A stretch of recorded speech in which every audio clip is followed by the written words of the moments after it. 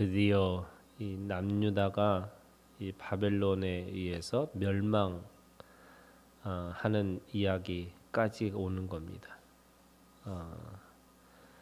이 유다의 왕의 이 유다의 멸망은 가깝게는 우리가 지난 시간에 얘기했던 므낫세의 죄로 인해서 그렇게 되어진 거지만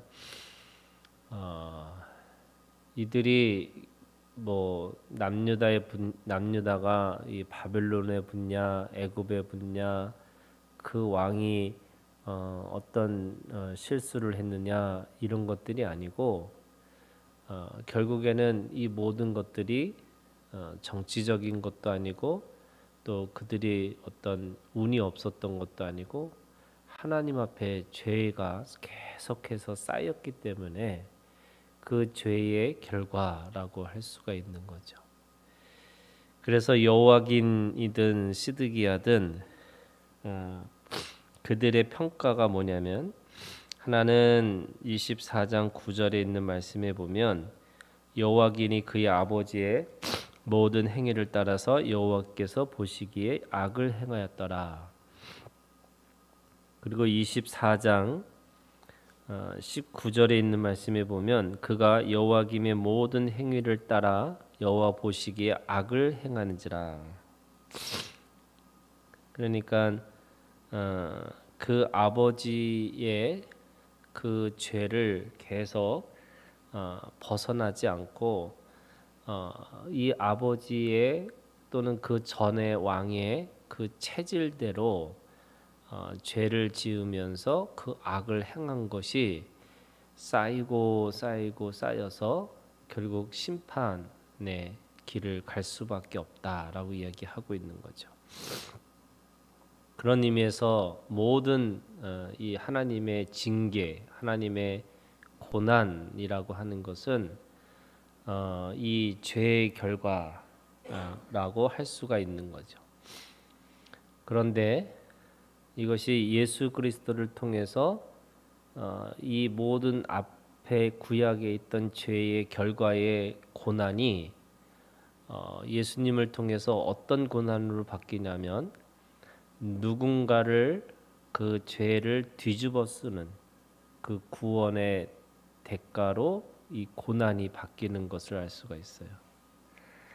그래서 우리가 갖는 고난은 이 구약에서 겪는 이 경험의 고난과 다르다라고 할 수 있습니다. 왜냐하면 이 구약은 예수님이 오시기 전이고 또 이들은 이미 가나안 땅과 왕권을 통해서 하나님이 이미 온전한 것들을 주셨습니다. 그렇기 때문에 그 주신 것을 지킬 수 있는 믿음이 없었어요. 그 믿음이 없었기 때문에 다시 그것이 그 믿음을 통해서 계속 지키고 살아야 되는데 지키지 못하니까 그것이 쌓여서 그들이 심판을 받을 수밖에 없었다라고 얘기하는 거죠. 그런데 예수 그리스도가 우리 가운데 오시고 성령이 우리 가운데 오신 이후로는 이 쌓이는 죄가 없다라고 얘기하시는 거예요. 그 쌓이는 죄조차도 성령의 대속이, 성령의 구속하심이 우리를 끊임없이 또는 영원히 깨끗하게 하실 것이다 이렇게 말씀하시기 때문에 그래요. 그래서 우리는 구약으로 돌아가지 않는 거죠. 그런데 왜 구약을 이렇게 왜 예수님 오시기 전에 이 구약의 역사를 우리한테 써주셨느냐? 이 구약의 역사를 통해서 우리가 믿음이라는 것이 어떤 건지를 배우라는 거예요. 사람들은 어떻게 생각하냐면 인생을 내가 그때 그렇게 하지 않았으면 이렇게 이 지옥에 있는 사람들이 맨날 하는 얘기가 그거잖아요. 뭐뭐뭐 할 걸, 이게 할 걸이라는 거예요. 자기 인생을 돌아보면서 그때 그 사람을 만나지 않았으면 그때 그 상황에서 내가 제대로 판단을 했으면 이게 뭐냐면 죄의식과 죄책감에 빠지게 만드는 거예요. 이게 구약에 있는 사람들한테는 이 죄를 계속해서 반복하는 이유, 그 죄의 사슬을 끊지 못하고 그 아버지의 또는 전 왕의 그 악을 그대로 답습하는 이유 중에 하나가 그를 끊어버리지 못하는 거죠.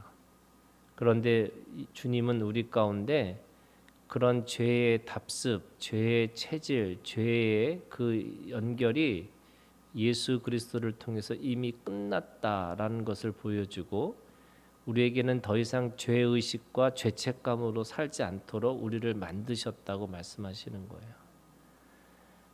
그러면 주님은 이렇게 심판으로 끝냈느냐? 그렇지 않죠. 우리가 너무나 잘 알고 있잖아요. 70년 그 모든 그 포로의 그 죄의 대가를 치르고 나서 그들이 다시 이 가나안 땅으로 돌아오는 역사를 우리가 알 수가 있어요. 하나님은 사람은 이 언약을 지키지 못해서 그 고난 가운데 또는 이 죄의 심판 가운데 들어갈 수밖에 없었지만 하나님은 포기하지 않으신 하나님이라는 거예요.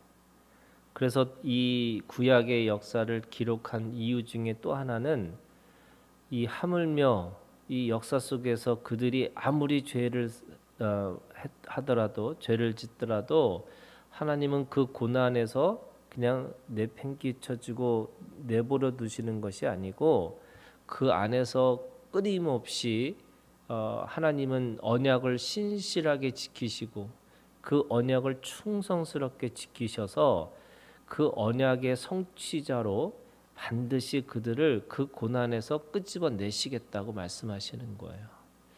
그래서 아담으로부터 시작하는 그 죄가 또 아브라함과 또는 모세와 또는 다윗과 또는 이 르호보암과 이 여로보암을 통해서 그 구약에 흐르고 있는 그 모든 역사 속에서 인간이 가지고 있는 한계와 인간이 가지고 있는 죄성으로 인해서 사람은 이 죄의 그 대가를 받을 수밖에 없는 인생처럼 살고 있지만 하나님은 아담으로부터 시작해서 아브라함부터 또 모세부터 다윗부터 이 여로보암과 르호보암과 그 모든 것 속에서 역사 속에서도 하나님은 포기하지 않으시고 그들을 다시 회복시키는 역사를 이루셨다고 말씀하시는 거예요. 그 역사의 정점이 바로 예수 그리스도를 통해서 온전하고 단번에 온전하고 완전하게 그것을 이루셨다라고 말씀하시는 거예요.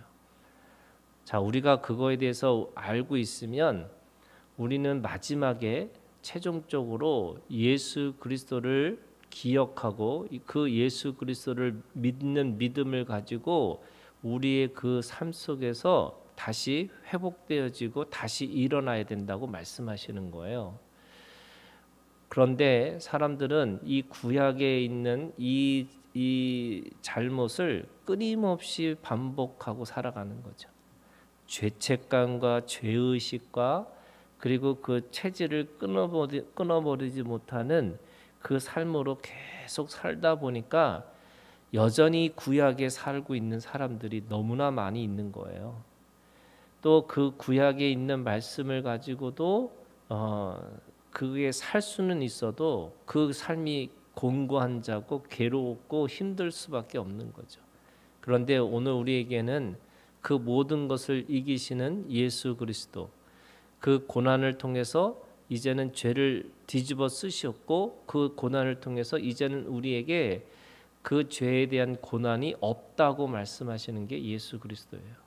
그래서 오늘 우리가 가지고 있는 믿음이라고 하는 것은 다시 돌아오게 하시는, 아니 영원히 우리 가운데 그 바벨론이라고 하는 그 70년의 그 포로의 삶을 끝내시고 이제는 우리를 영원한 자유인으로 우리를 그렇게 구속하시고 우리를 그렇게 끌고 가시는 바로 예수 그리스도가 우리 가운데 있다라고 하는 믿음을 가지고 살라고 말씀하시는 거죠. 두 번째는요, 지금 이들이 가지고 있는 전 왕의 또는 그 아버지의 죄를 끊어버리지 못한 것 때문에 이 일들이 심판이 이루어졌다면, 또 한 가지는 이들은 그 바벨론을 통해서 어떤 때는 애굽을 믿으려고 그러고, 어떤 때는 자기의 힘을 믿으려고 그러고, 어떤 때는 또 누군가의 힘을 빌려서 자신이 자유할 수 있다고 착각하는 거예요. 그래서 우상 숭배를 왜 하느냐? 그들이 가지고 있는 그들의 억압하는 자들을 뭔가 다른 도구를 통해서, 다른 존재를 통해서 그렇게 구원받을 수 있을 거라고 착각하는 거죠. 그런데 주님은 우리에게 말씀하시는 거예요. 그것이 하나님으로부터 온 심판이면서 동시에 너희들이 하나님만 의지하고 있어라, 이렇게 얘기하시는 거죠. 그것이 오늘 우리에게는 예수 그리스도라고 하는 그 예수의 이름을 통해서만이 오늘 우리가 온전한 의지, 그분에게 온전한 신뢰, 그리고 온전한 그 하나님 앞에 그렇게 속하는 그 믿음을 가지고 있어야지만 된다라고 말씀하고 있는 겁니다. 오늘 이 말씀 속에서 그들이 겪는 그 모든 그 경험이 바로 예수님이 끝내셨다고 말씀하시는 거예요. 그래서 우리가 가지고 있는 이 믿음이라는 게, 우리가 예수님이 우리의 그 모든 그 구원자로 오셨으면 동시에 어떤 거냐면, 우리의 모든 죄의 대가를 주님이 십자가에서 자신의 고난을 통해서 자신의 그 상처와 또 그 자신이 가지고 있는 그 슬픔과 그 모든 것들, 수치들을 주님이 그것을 끌고 가셔서 자신의 몸으로 그것을 다 대가 지불하셨다라고 말씀하시는 거예요.